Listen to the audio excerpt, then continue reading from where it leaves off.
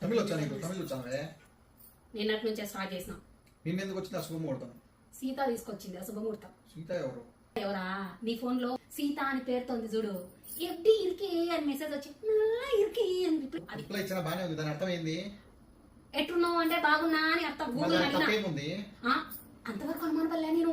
మళ్ళా నిన్న సీత కాల్ వచ్చింది. గబగబా పోయి డోర్ వేసుకుంటే గంట సేపు ఉంది కాల్ రికార్డు.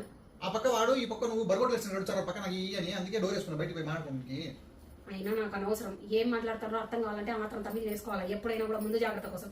ఆ సీత గారు శ్రీలంక వాడు సీత అని పేరు పెట్టుకుంటాడు అన్న. మళ్ళీ వాడి పేరే సీత. అయితే సీత ఇంకేం పెట్టుకోవాలా? మళ్ళీ డీపీ అమ్మాయి డీపీ ఉంది. వాడు పెట్టుకున్నాడు, అది నేను పెట్టుకోలే. వాడి వాట్సాప్ డీపీలో వాడు అమ్మాయిని పెట్టుకున్నాడు, నేను పెట్టుకోలే. అది నమ్మచ్చు అంటావు? కంపెనీ మొక్కలు యాండవో అది ఓపెన్ చేసి చూడు. సీత ఓపెన్ చేసి చూడు. దాంట్లో అది ఎవరిది డీపీ? నాదా?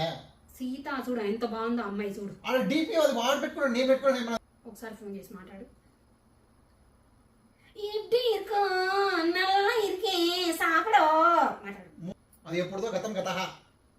అది ఎత్తుకోవచ్చు ఇప్పుడు సీత అని పెట్టి మాడతారు ఎవరన్నా. సుబా ఇప్పుడు ఇరికే నల్ల ఇరికే. నువ్వు నల్ల ఇరికే అంటున్నాడు. అంత లేదు ఆ ఊరికే వాట హౌ ఆర్ యు అంటే నేను కూడా పెట్టా అంతే. లేదు నేను చాట్ జీపీటీని అడిగితే ఫ్రెండ్లీగా అభిమానంగా ఉండాలని అడుగుతారు అని చెప్పింది. ఆ చాట్ జీపీటీ ఒకటి నా దరిద్రానికి అది ఎంత మంచిగా చెప్పింది అన్నమాట. హౌ ఆర్ యు అంటే ఏమని అర్థం? హౌ ఆర్ యు అనేది అంటే how are you I'm good అంటారు ఎవడన్నా. హౌ ఆర్ యు అంటే గుడ్ అంటారు. నాకు ఆ మెసేజ్ లో అదే అర్థమైంది. ఆ పక్కన ఈ పక్కన సింబల్స్ ఉన్నాయి ఏమన్నా. పైన సీత అమ్మాయి డీపీ సరిపోదు.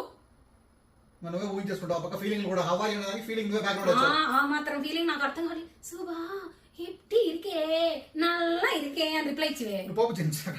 హే సిరి 24 గంటల్లో తమిళ నేర్చుకోవాలి. 2 గంటల్లో బెరమైన మళ్ళీ ఫోన్ చేద్దాం హిందూ. ఆడాళ్ళు